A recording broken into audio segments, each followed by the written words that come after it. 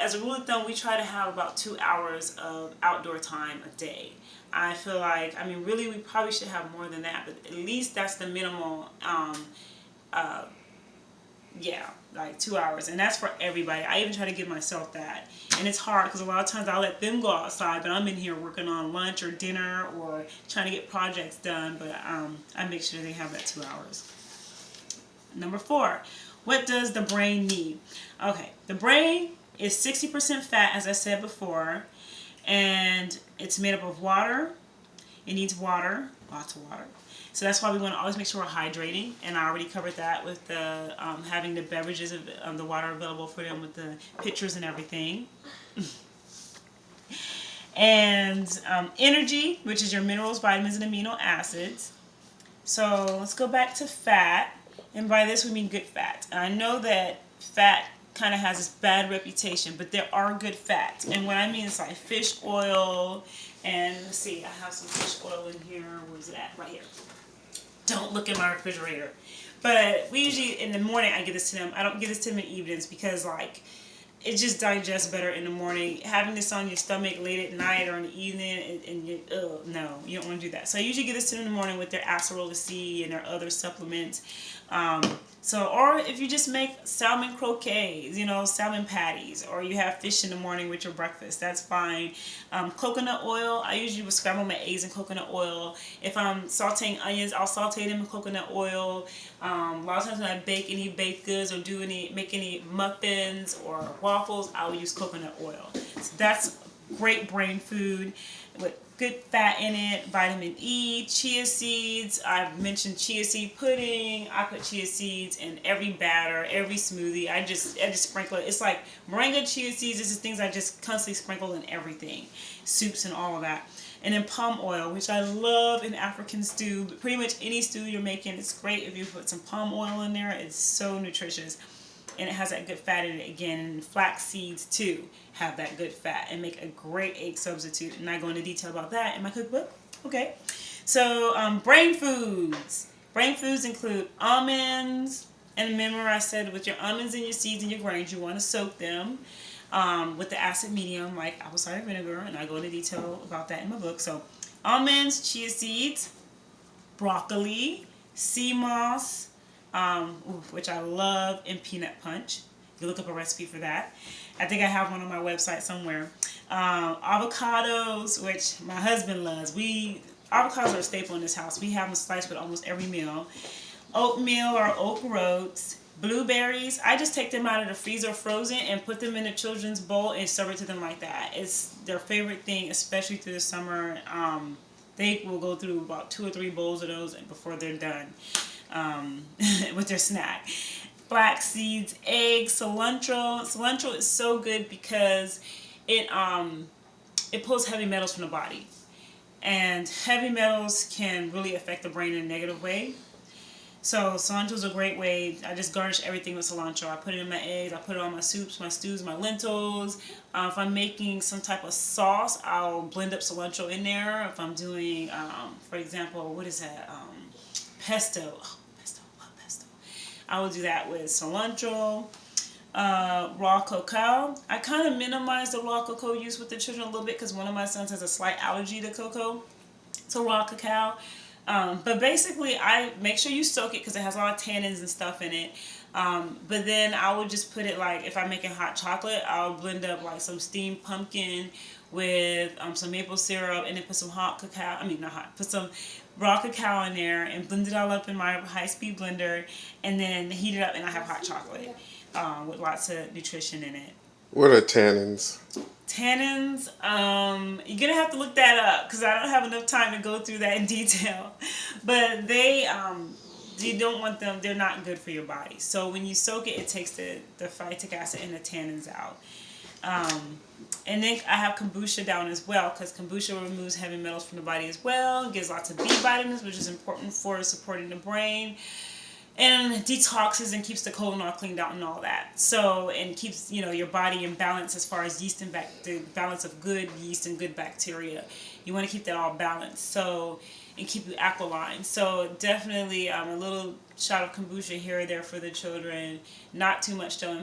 Definitely not a child who's, I would say you want to make sure maybe you're age 3 and up, not younger than that. Because one way you know it's not doing you any good is if you're drinking kombucha and it gives you diarrhea. You don't want that, okay? And usually with young children, you'll see that if they're too young, their digestive tract is too young for that, and they don't need that. So be careful with young children with kombucha. Okay, but it's a great thing for like brain support and all that too. So you want to make sure when you're supporting the brain that you're keeping the blood sugar constant, and the way you do that is by having that nutrition packed breakfast, having that grazing, and making sure that the nutritional needs of the stomach are being cared for. So the stomach's not screaming like, hey, you're trying to teach a class. You know, you're like 2 + 2 is 4. Students sitting there and you just see those eyelids dropping. You see them, you know, energy's going down low and their stomach is screaming at them. Their brain can't even absorb the lesson. So you call on them, you're like, hey, what's 2 + 2? And they're like, they're stuck because the stomach has not had its needs taken care of to be able to support the function of the brain. Okay, so keeping that blood sugar constant. You don't want it getting too low, and when children get hungry, their blood sugar gets low, they get to acting out. A lot of times when, or they're either dehydrated, they get to acting out. The first thing I'll do if a child's giving me trouble, I'll be like, go get something to drink, you know, let's eat something, stop for a, you know, food break or whatever, and then let's move along. And usually that takes care of it, and if not, then you've got to go into behavioral management, and it's something much deeper. But usually that is it. And then you want to avoid inflammation in the brain, and that comes again from dairy and from wheat. So you want to use other grains. You want to diversify the grains in your diet. I'm not saying don't eat wheat at all. I mean, if you do, try to get whole wheat and then sprout it. But, you know, just minimize the amount that you use. And the way you do that is by making sure you're always eating a diversity of grains and that you're processing those grains the correct way. So other grains that are out there besides wheat or corn, which we have a lot of in the American diet, would be buckwheat, which is actually doesn't have any wheat in it, but it's called buckwheat. Amaranth, sorghum, quinoa, oats. I'm gonna make injera bread. I use teff. Teff is awesome. It has this maple hazelnut syrupy flavor to it. It's so good in desserts. So those are some examples of other grains which are easy to incorporate in your diet. If you need ideas, again, you can go to the Rites of Passage Meal Treasury Cookbook, which is available on our website, mauricerites.com. Let's see. So, avoiding inflammation, keeping the blood sugar constant, making sure that the brain is hydrated and gets the fat that it needs, and then metal testing. I recommend metal testing for your children, not just lead, but all metals across the board. It's not a very invasive procedure to do. They just look at the urine or whatever, or not look at it, but, you know, put a stick in it or whatever. And a stick in the urine. Okay? All right, I'll stop. And, yeah, just have it done because, of course, having a toxic level of metals in the body is going to affect brain function. It affects the ability to focus, and it can actually create a learning disability in your child. Food hygiene practices, our last and final point for today. So here goes the no list, okay? Or at least the list that you want to minimize as much as possible, because I know we have a little here and there of these type of foods, but as long as it's not like all you're having, we're in a good place. So here's a no list.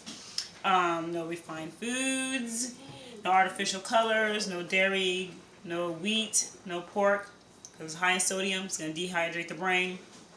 And sugar.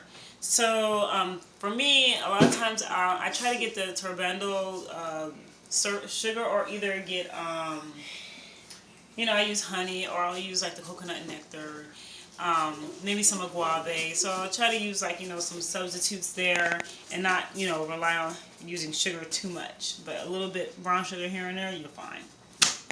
And that's because sugar is also dehydrating to the body. Into the brain.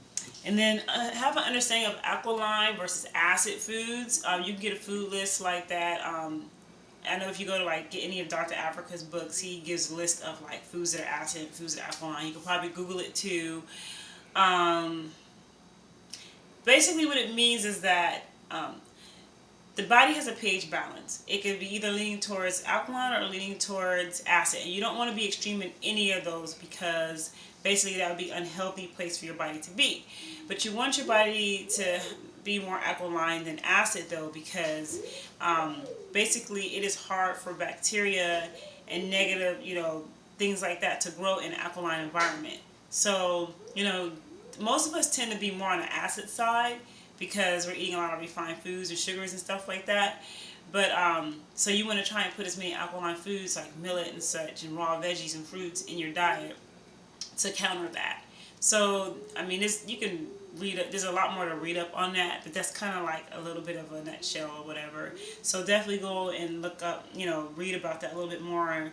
And when you're feeding your children and teaching them good, food hygiene habits, definitely watch out for that with them if they're leaning towards more acid foods. Because a lot of times children will get stuck in like eating a lot of acid foods and having an overabundance of acid foods versus alkaline foods. And you need to balance that out for them to better support the brain and the body. Okay, because all that immune system, brain, and body is all communicating and talking to each other. And then last, I put eat at the table together. And be sure everyone can reach the table. So this is when seating comes into play. If we're eating our dinner or our meal at an adult table like this over here, I use a Z seat, which you can adjust the levels to, and it grows with the child, and it makes sure that the child is up at the level of everybody else. And because that makes it basically easier for them. It keeps their feet grounded right here, because if a child's feet is not touching something, like touching the ground, then they're going to be shifting all over the place and they're not going to be comfortable. So this keeps them grounded, plus it keeps them where they're able to reach. The Z seat is great for keeping a child on the same level at the adult table and for keeping their feet grounded and keep making them feel part of the meal time. If we're not eating at the adult table, then we just eat at a children's table all together, like in a classroom where all the children can sit, at their sides. And if we're not doing that, then we'll just lay down like a sheet or something, and we'll all sit down and eat on top of the sheet, and that way we're always on each other's level. So, either by using a lower down table that's lower to the floor, or sitting on a sheet, or all those allow the child to be part of the meal time. And remember that meal time is also a time for learning. That is a time that, not only do you ask about each other's day and everything, but we do a lot of our poetry recitation, or, anything that we learned throughout the day, we review that. And we learn, and we go over that during mealtime. So, and then also learning about our food and what we're eating and where it comes from and all that. So that's a time for learning too. The mealtime, dinner, breakfast, lunch is a time to regroup, review, and learn. So keep all that in mind, and